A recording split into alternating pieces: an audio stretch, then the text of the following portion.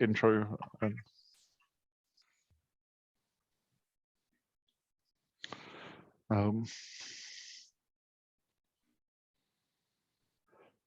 Right, good. So, oh, oh, oh.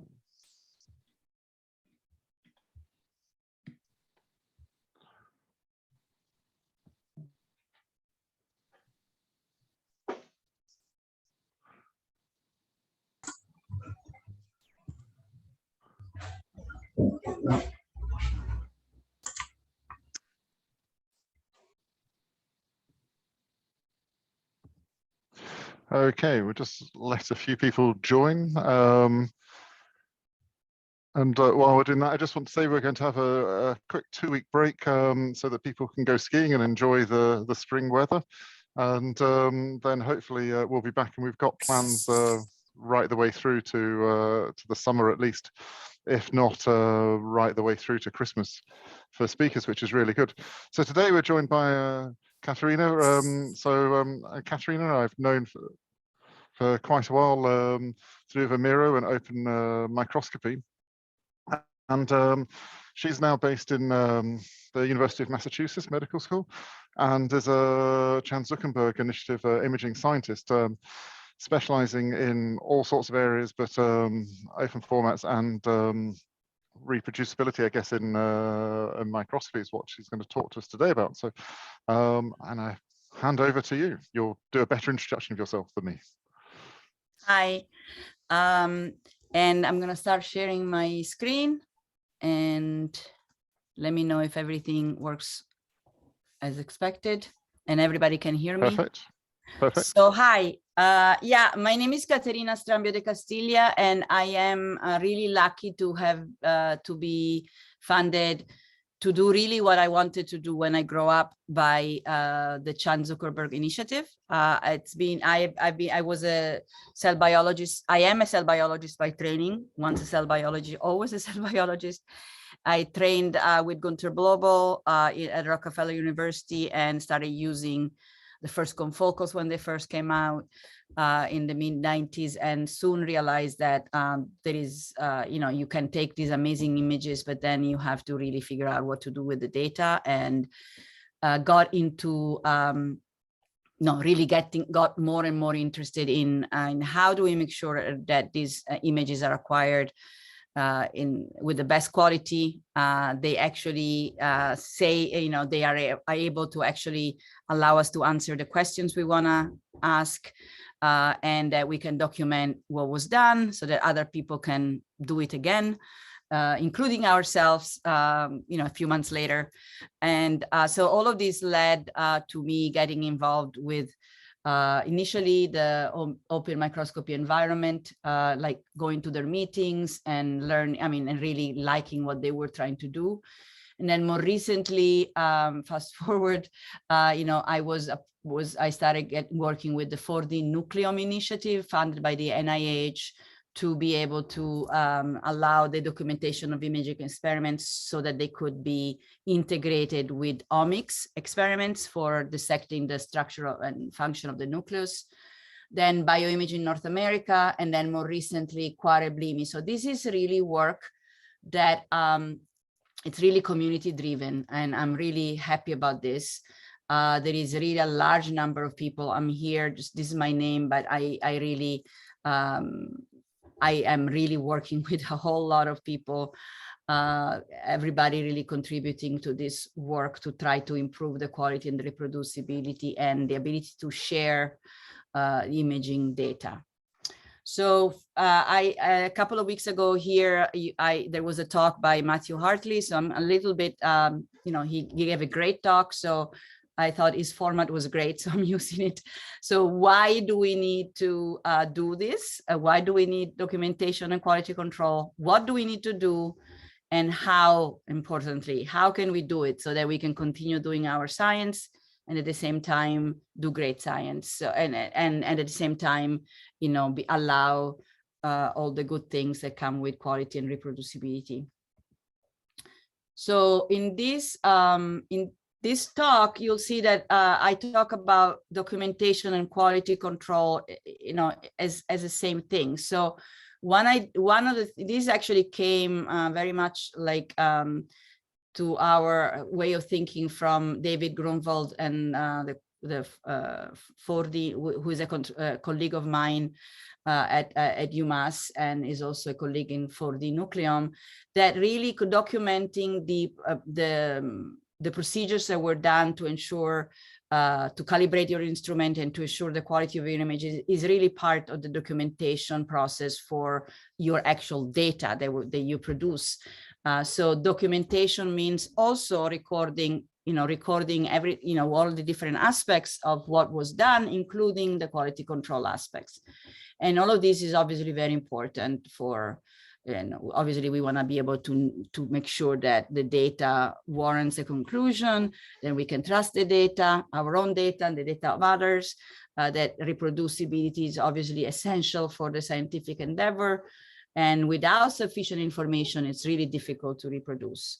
Other aspects of why it is important to document your imaging data, but also everything else is, you need to really be able to, I've definitely found myself in a situation in which, a few months later, maybe a year later, I need to publish something that I did a year ago. And what did I do? How was it done? Did I write down everything that was relevant to put in the material and methods and let other people know so that they can reproduce the experiment?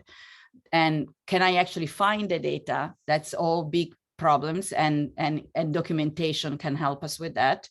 And also, once we have published our results, and then we want to allow other people to look at our data and reuse it and integrate it with our data, or we can reuse it ourselves. We want to be able to make sure that we all have all the relevant information so that we don't have to repeat the experiments because we have no idea how that experiment was done. So quality reproducibility has been on the forefront of many of us. We now know that there is a problem. And in particular, in the imaging, I want to point your attention to this article that came out in eLife a couple of years ago. I think it was right at the beginning of the pandemic, that actually went through the pains of documenting, looking at different articles in major journals that had imaging as, among the most important techniques of the article, in which figures were like a high number of figures from, average 50% of the figures were imaging figures, but then only 7% of the methods was dedicated to the figures, and the quality was poor. So really these methods would not allow to, the method sections for these papers would not allow to reproduce the experiments, and different aspects are really not described. All the different steps are not described. The hardware, the microscope is not described, the acquisition settings. So it's really important to have, the authors of this article point out that it's really important, the education aspect is really important, and the accurate metadata. So I'll tell you in the second part of this talk, I'll tell you a lot more about metadata, but for now, just if you look at metadata, just think about information. So what is the information that you need to know about your imaging experiment so that you can reproduce it? Typically, traditionally this data with metadata would be recorded in your lab notebook. Now it might be recorded in your electronic lab notebooks. Sometimes is recorded on little scraps of papers when you are at the microscope taking notes. But all of this is essentially metadata, I will argue.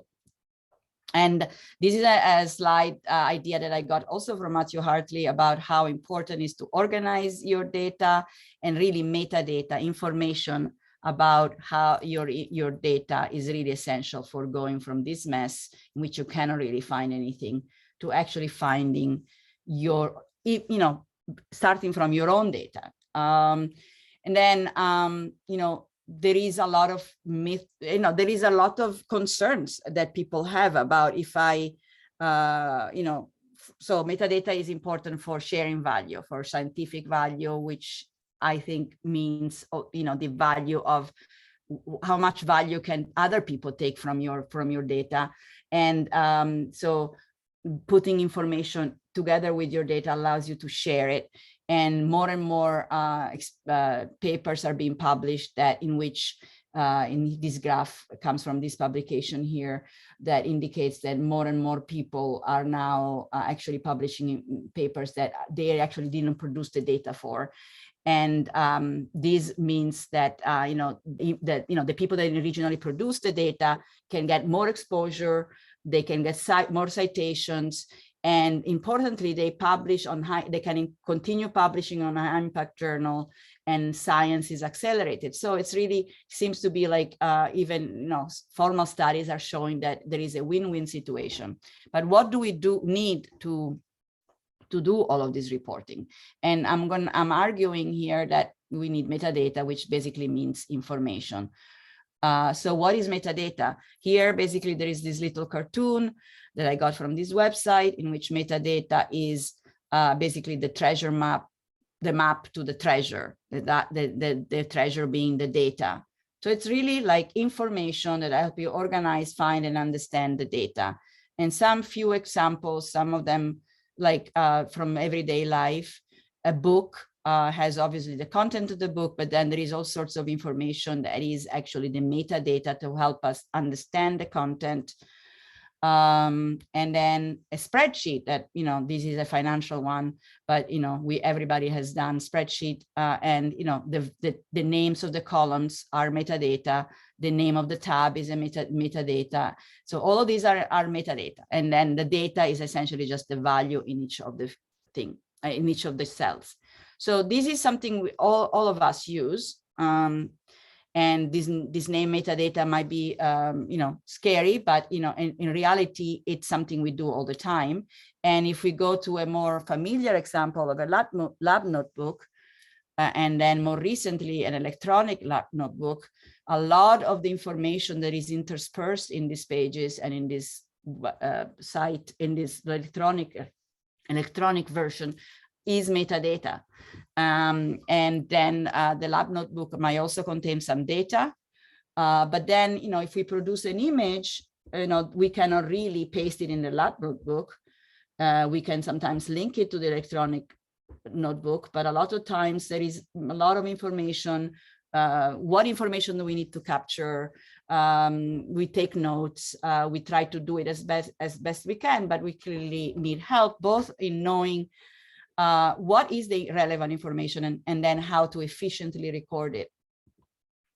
And so I used the cover for this, the Nature Method focus issue on reporting reproducibility that came out in December to give you an idea, what is the metadata about microscopy image.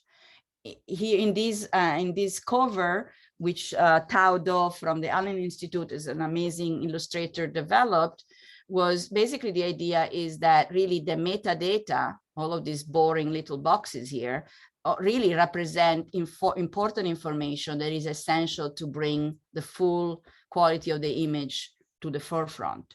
And what are these? Sample preparation information, image acquisition information, and image analysis information. So how can these all be done in the real world? Lab notebooks are great, but they are not great. They're not often, they really don't allow us to do this. And also, how do we share the content? Electronic lab notebooks are much better, but what information do we need to capture, and how do we keep it together with the images so that it can be found at all time? So in this last part, I'm going to tell you more about how to do all of this. And we will start with, again, a little bit more formally defining what are the information we need. And image metadata is all of this big box, includes sample preparation metadata, image analysis metadata, and the one that we are actually talking about here, not because this is more important than the others, but because we thought that we should start somewhere, and definitely this is something we should document, is the acquisition. So, and by an acquisition, so microscopy metadata is the description of the hardware, the description of the settings, the description of the structure of the image that came out, and the quality control. And all of this is captured by a what we call for the NB Naomi or NBO microscopy metadata specification. And the first version of these proposals was published on the Nature Methods focus issue. And now this, importantly and excitedly for me, all of this is being taken up by QUAREP. So we have an even larger community to continue developing these specifications.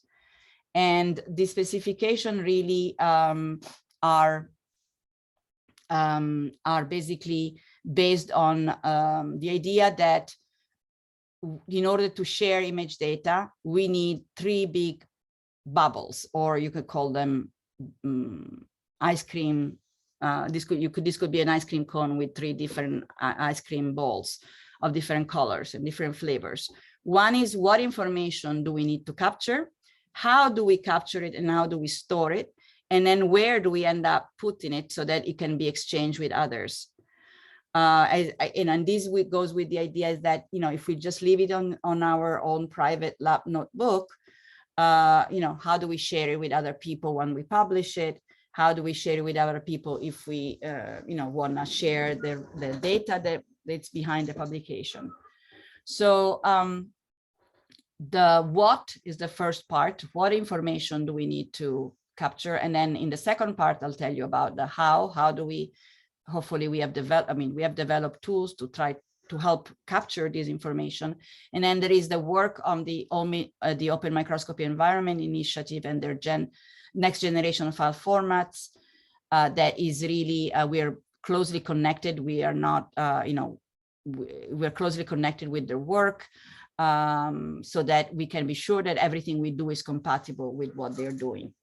So, so in this first slide is what. So we have built an extension of the OMIDATA model. The OMIDATA model is a model that has been around to describe what kind of information is to be captured for exchanging data format, image data.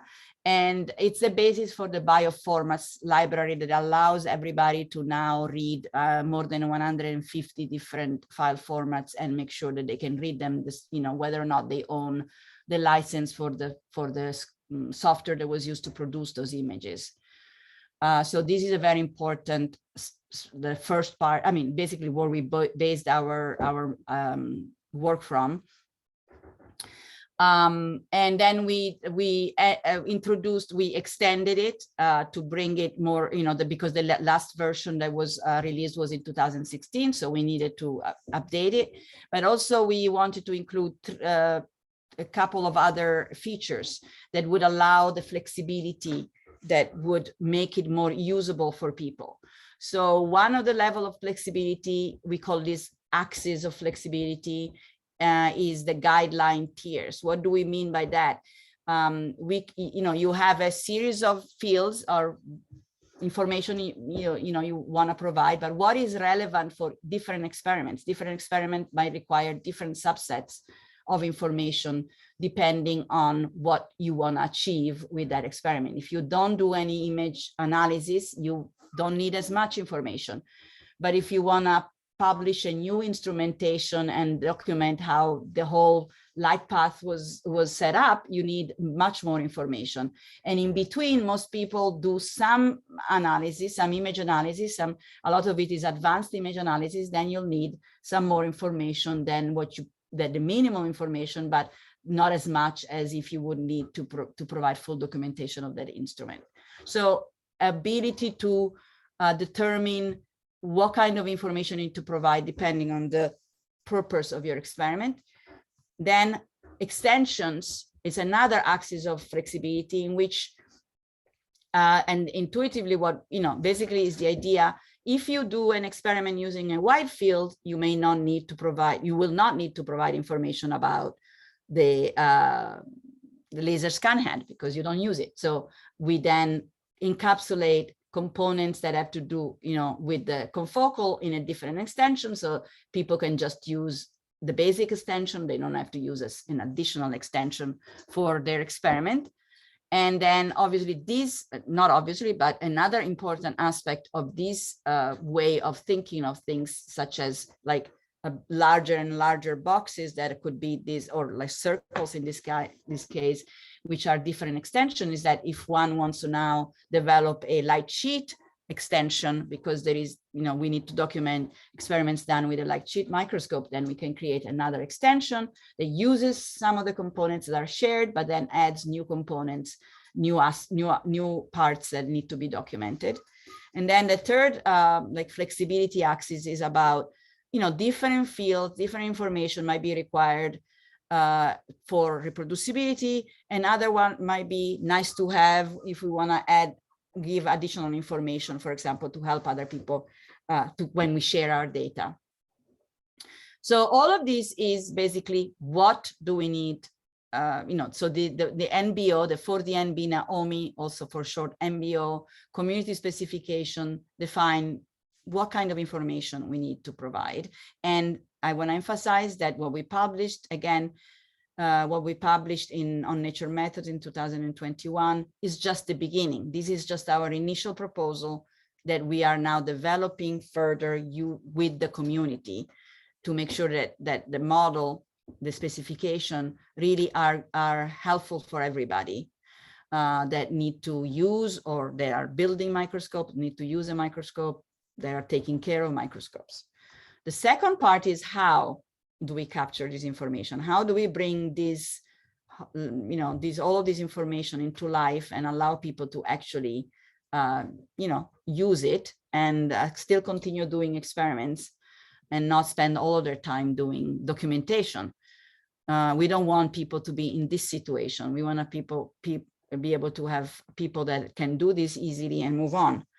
So we have developed tools that are interoperable among each other, that bring this specification to life. One tool was developed by Susanne Kunis in Osnabrück, and it's been around for the longest, and it's called Omero MDE, or Omero MD, which is an implementation of a more generic tool, which is called MDE MIC, and allows you to incorporate metadata upon importing your data into Omero. Then there is, if you don't use Omero, or if you, there is this other flavor, which is method J2, which allows you to do the documentation in Fiji. And these are great tools that are, I encourage you to go and take a look at these papers on Nature Methods. What I'll tell you more about here is MyMicrometer App, which is the tool that was developed in the context of 4DN by my group. And MicroMeta App is really subdivided in two parts. And the idea is that we need to capture both the hardware, so describe the microscope, but also describe the settings that were used, applied to the microscope for the acquisition of a specific image, and also capture the calibration and quality control information that were done to ensure the quality of your images. But the idea is that the hardware in first approximation doesn't change all the time. It doesn't change every time you do an experiment. Your microscope configuration can change if you buy a new piece and you add a new piece, but the same microscope can be used for acquiring multiple images. So if you document your microscope, you produce MicroMeta App allow you to produce a specific JSON file that contains information about your microscope, that this can be used over and over again to document all the images that were acquired using that microscope. So in this first part of the application, we basically build a graphical representation of the microscope by dragging and dropping component on the canvas and clicking on each of one and entering information, which is dictated, which is determined by the 4DN Naomi specifications. So this is a little video that shows you, gives you a flavor of what actually happens. So at the beginning, you choose to do manage instrumentation, you choose a tier in which you want to document, and you create a new microscope. You enter information about the general name of the microscope stand, and all of these fields that are being filled are determined by the for the NB Naomi specifications. And the beauty of it is that now we're revising as you will see, we are revising this model, these specifications, but the MyMicrometer app will be able to adapt to the new versions of the specifications as they are developed by the community. So, and right now what we're doing is building the adding the different components, adding, a light source, an objective. We are adding a filter cube. We are adding a detector, and then you can see that each one of these components, when it's dragged in, it's at a little red dot indicating that is not being all the information has not been filled in. So now we're going to zoom in so that we can have a better view of, for example, the objective. And well, we are actually adding the individual emission filter. Then we are entering information about the objective, following again for the NB Naomi specifications. And and I want to emphasize again, once we have described the objective, even though these might be a little bit time consuming at the beginning, once it's done, and we can use this same information over and over again for documenting all the images that were acquired using the specific microscope. So I think we can move on because you probably got the idea here. And so the next part is really about using the microscope JSON file we just produced and getting the information from the header of the file of the image we want to document using bioformats to extract everything that is already there, and using MyMicrometer App to supplement that information with additional information so that we can produce a complete documentation of the experiment by combining the microscope JSON file and the setting JSON file. And this setting JSON file, again, extracts, so the MyMicrometer App extracts information using bioformats from the image, takes information from the microscope JSON file, and allow you to enter information about the settings that were applied to the laser or light source, the camera, what kind of immersion liquid you actually used, and what light path was used for a specific channel. So here I've done a little video here, and I'm keeping track of the time, but I think we are doing well. So you import the microscope file, the file describing the microscope from which this image was acquired. We then select a specific image we want to document. The app extracts the information using bioformats. And then in this case, we're basically inspecting a settings JSON file that was already produced. And we are looking specifically about the light path that was used for the DAPI channel. And I show you here that basically we record the power that was applied to the light source, in which the power setting that was used for this specific acquisition. So as part of the of the work, we actually tested this MyMicrometer App at different facilities, and to document multiple different types of microscopes and different types of experiments, and it seemed like it was working. So this whole thing got published on Nature Methods, which is great. And now we are doing work to integrate MyMicrometer App in Omero so that you can actually keep together the data organization with the documentation and quality control of your image acquisition. And but one question people might have is, how do we actually use this? How do we use MyMicrometer App? How do we use these files that are produced that describe the hardware and the settings of a specific experiment? Well, one thing that we can do is use directly the JSON file that was produced by MyMicrometer App, and use method J2, which was developed by, I showed you the link before, but it's, I want to emphasize it was developed by Joel Ryan in Claire Brown's lab at McGill, and basically allows you, it's a plugin in Fiji that allows you to import the information that is present in the microscope JSON file and automatically produce a methods section, a little blurb about that you can cut and paste and put into your method sections to describe the specific experiment, and importantly also allow you to acknowledge the core facility or whoever helped you with your imaging experiments. What we're doing is we're working very hard so that we can get MyMicrometer App in Omero, and we can then link all of this information about your microscope and the settings with the image data so that it can be kept in the same place and organized.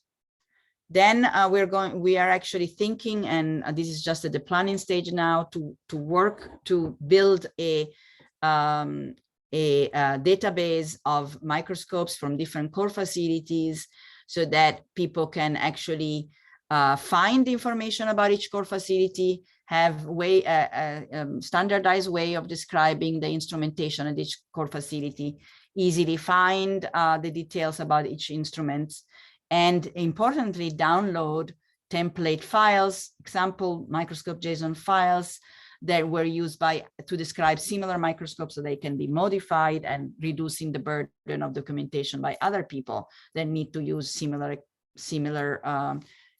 microscopes, and they can just modify the relevant part, but don't have to enter all the information all over again. So to even facilitate even further the ability to document your experiment, and reducing at the minimum the amount of effort each individual researcher has to do. This work, as you know, there are examples that are being used around the world. In particular, I want to cite what Australia Bioimaging is doing to collect information in a centralized place and in a standardized manner about their microscopes around Australia. So, you know, we are, this is the kind of things that we are thinking of doing, and there are examples of how it's actually very useful to people. And then finally, again, Matthew Hartley was here, presented the information, gave a great talk, told you about RMB, which is the recommended information about imaging experiments. It's not just, you know, that it's required to deposit your data in Bioimage Archive. And there is multiple different metadata here that go from the study design to the sample preparation to the analysis. But there is this little box here, which is image acquisition. And the beauty is that if you have information captured in these JSON files, the microscope JSON file and the setting JSON file produced by MyMicrometer App, they can be used as part of this deposition to document the acquisition, so facilitating this task. And the final part of my discussion, of my talk, I want to address a little bit. Actually, this image I got from, I got this idea for this image from the symposium I took part last week, organized also by RMS. And the idea is, well, you're just proposing a new standard. So there were already multiple standards. People have tried to do this before. Why do you think that yours is much better than others? And why, you know, what prevents from at the end having 15 standards instead of the initial 14? And the idea is that obviously we don't want to do this. And why I think that we might be on the right track not to do that, to do something different, is that we are actually, and I'm very excited about this, working as part of the large and growing community of people.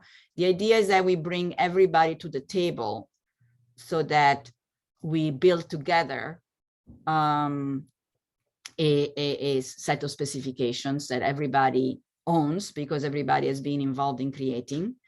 And so at the end, there is not 151 different file formats, but there is a new one that is that, first of all, that all of these file formats will capture the same information, and that we all decided together it's important to capture. And the reason why I'm optimistic about this is because we are now working as part of CRUK, which involves now more than 400 people. Importantly, many manufacturers are represented in CRUK, which is really important because they are producing all of the tools we need. Therefore, they are an essential part of the conversation. This community involves many different organizations, individuals, standards organization, and everybody can, and I encourage everybody to be part of it, and just go to cruk.org and enroll. Everybody can do it. There is no screening. You don't need to know anybody. Just get in and help us out. And we are actually starting to do what we were hoping we could do as part of CRUK. One of the various things we were hoping we could do is actually involve manufacturers and start revising the 4DNB Naomi with the manufacturers, so that we can build a new version of the model that takes into account all the needs of both users, custodians, and manufacturers.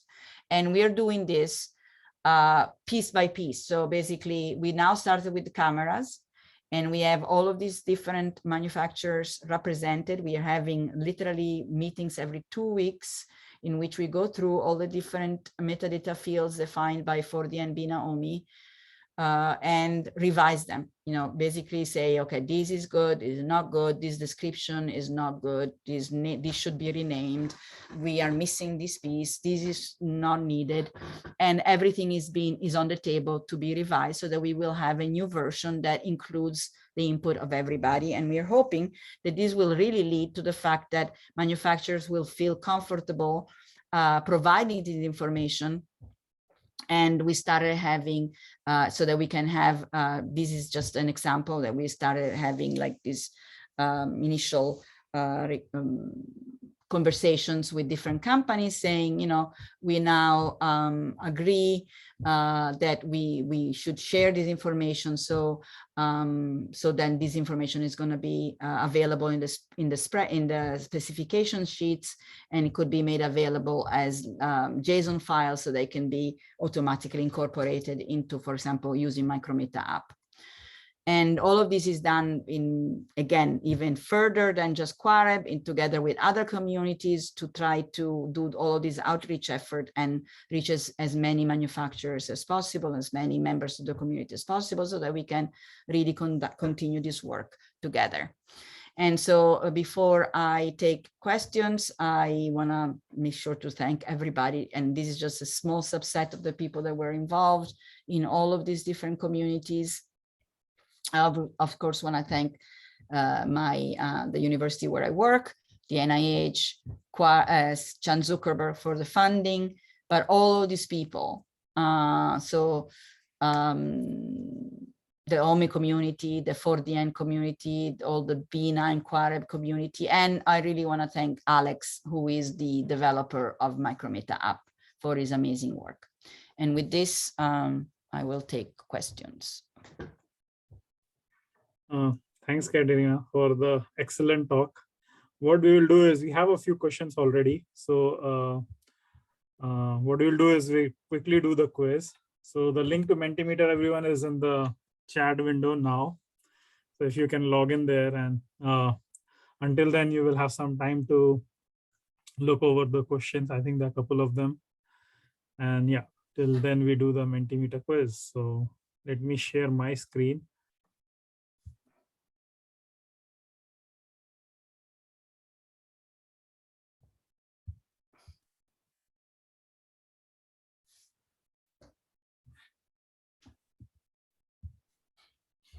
Okay, yes, now it should be good. So we have about 6 people. So, 5 only now, which is very promising. I hope we don't go. Okay, so let's wait a couple of more seconds. So at least 10 is a good number. I'm not sure if people are depressed with something going across the world. We had quite like only 30 people today, which is a bit less than we usually have. We have around 100, 80 to 100. So it's oscillating between 7, 8, 5, 6. So if people are having issues, the link to Mentimeter is in the chat window. Nonetheless, let's just start because we are already running short on time. Yeah. So Caterina, the questions, some of the answers were very long. So I trimmed down the answers. Hopefully you don't mind. Because of the Mentimeter, it allows only, I think 50 characters or something. I'm sorry about that. No problem. I hope it justifies. So image metadata, and you can read, consists of information to describe, understand, reproduce, measure quality. Well, 4 people got it right before I could finish reading it out, which is nice. And the next question. Oh, we also have the leaderboard, which I often forget. So EB, Mr. Micro. I'm pretty sure Mr. Micro will win in the end, but let's see how the race goes on. So we have 8 people, which is nice, small and nice number. This is the second question. Sometimes you also get the wrong answers just because, we are not careful in picking the right one. So a data model, see the D is missing, describes the important data elements, their attributes and relations, can be used to understand how data is organized, can be drawings, markup languages, all of the above. So I guess when you're never sure of the right answer, you always go for all of the above, right? So 6 people, let's see if Mr. Micro is still ahead. Oh, sorry, EB was ahead, but I like Mr. Micro Manager. I think EB is winning. Gummel, Snow, Wolfmeister, Boaty Mac, Boatface. That's a nice name. Now we have the third question coming up. The 4DN Bina OME microscope metadata specifications being extended by Quarterplemy are scalable set of guidelines specifying hardware acquisition, etc. Extend the OEM data model, are being continually developed to incorporate community, all of the above. As I say, all of the above is always a good answer. So it seems like EB is still leading.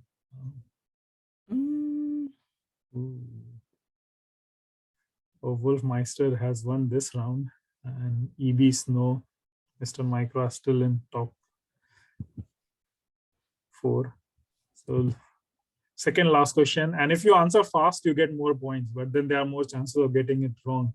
MyMicrometer App can be used to analyze image data and produce quantitative results, manage your image data, collect information about the hardware specification, collect details about sample prep. This is tricky, especially when I have trimmed the answers. Very good. I think a lot of people were listening to your talk. Almost everyone got it right. So that's very nice.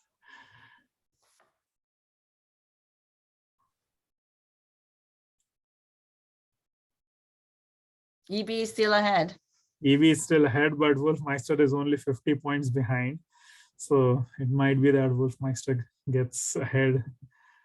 It's not much difference. It's only like first 3 are pretty close. So the last question, guys, and answer fast. And methods J2 can be used to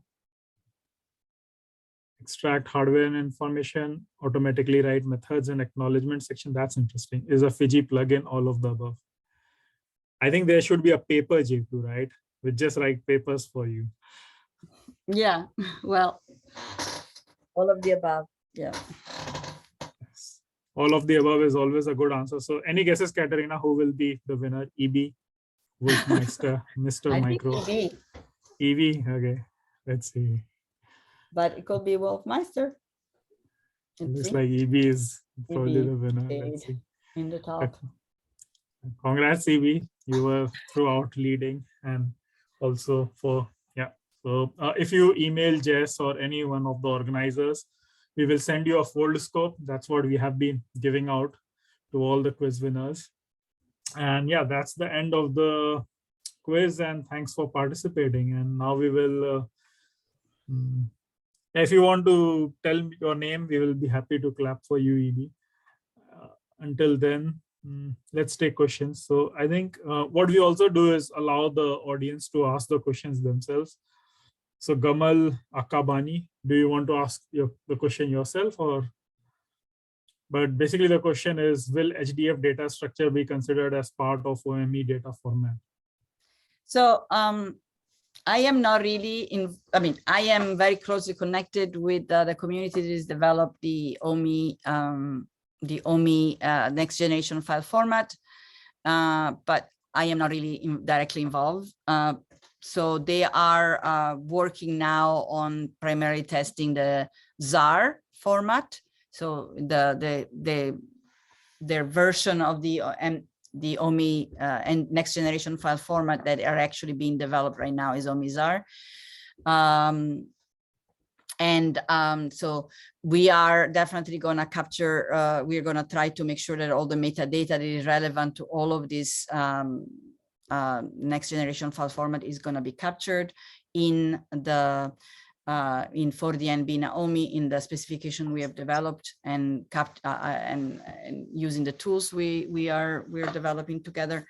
So yes, the overall answer is, if that is going to be something that the community wants, we will definitely capture it. Alexandra has a couple of questions. So Alexandra, go ahead. Hello. So my internet is keeping dropping out. I hope that it will stay stable now. So I have a couple of questions which I hope that I can formulate well. And actually, please don't misunderstand, because look like if I will be not supportive, actually it's quite the opposite. I usually like how to say, to mention the weaknesses, not of your initiatives, but of the implementations, in order to try to find a way to implement things, really genuinely across the wider community. So my first question is about institutional support. And, each of us has a very narrow experience about what their institution do. So my question for you is, maybe you have a better feeling about what the community is doing. Do you think that the institutions, the average, let's say air quotes, organization is providing enough tools to the scientists to share the data and the metadata? And if not, what could be done so that they will? Mm-hmm. That is the first question. Yeah. Okay. So by institution, I guess I'm not totally sure. You mean, for example, universities and yes, people? I mean, a department, a university. Where people live, where people live and work. Organization, yes. Yeah. So, right now, unfortunately, a lot, in the US, for example, there is not very much support for everything that happens after image acquisition. So there is image acquisition, and there is funding and infrastructural support for core facility, for example, to purchase new microscopes. But a lot of what happens after and what you do with the image data and how do you document it is not really at the center of attention, unfortunately, right now. There is definitely, I think things are changing. They are not changing fast enough, but I think they are changing. And I think the way to do it, to make sure that there is more and more attention so that people can actually spend time doing this part and they are rewarded for doing this, exactly, yeah. Is through work done by the community to make. So right now, what gives me a lot of optimism is that CRUK has more than 400 members. It started like 2 years ago with 60 members. It's really growing very fast. Many people are seeing the advantage and the why it is important to come together. CRUK is just one of the initiatives. There is Bioimaging North America, UK Bioimaging. There is all sorts of different initiatives around the world, bringing people together to decide what they want and then ask for what they want, so that it can get to the forefront of funders, journals, institutions, so that everything can work together. So yes. I think the piece of the institutional support, the piece of funding, journals, all that piece is essential. And I think the only way to move forward is by working together.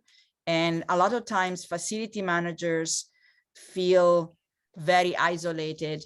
And so that's why I think these initiatives, bringing all of these people together, is really the first, and I personally think essential step, and is being done to make sure that everybody can exchange ideas with others, figure out what are the shared problems, and then work together. And quality, reproducibility is one of the aspects, but there are other aspects that people. So, for example, I am part of Bioimaging North America because where I work, and there is work being done to just connect people. That's really the first step. It's maybe not as obvious to people, but I think if you are a core facility manager that work, especially in a smaller core facility, connecting with others is really very important. And then with that, after that, you can do more stuff. Yeah, actually, I completely agree with you. Sometimes my issue is that universities or research institutions provide a lot of policies, but then, I don't work in a facility, but then the workload is on the shoulder of the individual scientist with no support. So it's extra work, and we are already overworked, either working in a facility or scientist. My second question, Curtis, stop me if I don't have the time, but my second question would be probably a bit more controversial in a sense. And again, completely supportive, and to the point that, once I was reading a Nature paper where there was written, images were collected with our microscopes, which I actually am not paraphrasing, is like that. So of course this is one extreme, yes. and then the other extreme is that we need to share, we are going to share and report everything, and in a way that is manageable. We are going to die in data and metadata. So I think there is the need to also distinguish between reproducibility and replicability. Every information needed to replicate is absolutely necessary, but also we need to stimulate. I'm not speaking about very expensive images like screenings, but if people is doing an image or this thing is a nucleus, we need to be sure that the experiment is reproducible, and this means with even another microscope, and people, we should also teach people to be, how to say, flexible and be genuine in what we do, but not then focusing too much on certain things that you need to say the antibodies, you need to say the microscope, and if something is the nucleus, in the nucleus. But this is my opinion, is just that people have to reproduce experiments. Yes, so is yeah, no, I totally agree with. I was expecting like a question that was like really, everything you're saying is essentially I totally 100% agree with. So basically what CRUK is doing, and so I really, if you have time to participate, but if you don't have time to participate, at least, join, and so that you can find out what's happening. And then see, maybe sometimes you have some time to participate, but literally, for example, work group 11 of CRUK is working literally on what is the information that is minimal to include with your images that will raise the bar a little bit, but still be possible for people to do while we're doing everything else. We're developing tools to make it easier. We're working manufacturers to make it easier. We are sensibilizing journals and institutions and funders, so that there is more support for all these. But in the meantime, people still want to do the right thing. So, Absolutely, you know, yes. so then basically help them improve from, like, you know, I use my microscope from a little bit more information. So that is basically what the kind of discussions that we are having, and the kind of work we're doing to in QUAREB. And so, I mean, this is literally the kind of, I mean, I'm part of work group 11 in addition of leading work group 7, co-leading work group 7, and literally these are the kind of discussions we are having. And have, you know, your point of view, it would be very important to have. And so yeah, actually, to be honest, I didn't have much doubt that we would have agreed. Is the problem when we speak with the other scientists, for example, from the computational biology area, where, you know, these are expensive experiments, a bit more standardized, and therefore is right that they share every single thing. Usually then in the institutions, we apply the same rules and start to become a little bit difficult, put in this way. It's very difficult, and that is one of the reasons why, for example, we emphasize the issue of tiers, so that, you know, not for you know, if you're just taking an image and you're not going to analyze it, you need some information for sure, but not as much information as if you would do like a very advanced, you know, super resolution you know, experiment. So that's the idea. So that even if you have a tool to collect information, you have to make sure that you collect only the relevant information for your experiment. And that is why we have integrated this concept of tiers into this as really a fundamental part. And so that so that, you know, you don't need to collect to collect an information you don't really need for that experiment. But if you're doing another type of experiment, you really unfortunately need to do that. Thank you very much. Thank you. I think, Alexandro, just continuing on you, I think like if people want to abuse metadata, it's very easy. So let's say one of the popular journals, they have this reporting summary section, and it says software and code. And the authors who want to provide the software can be found at GitHub and things like those. You know, they provide the link, and let's say people who don't want to provide the data, they say, oh, custom written software in MATLAB, this, right? So it clearly says that, you know, you have to provide a website where you submitted the data and code, but people just fill the form. So I think unless the pressure is from, you know, institutes to really. Yeah, I agree. And sometimes we forget that everything that we are speaking about, that we are, you know, again, I completely agree, actually does not protect the community from fraud. So who want to cheat will still cheat.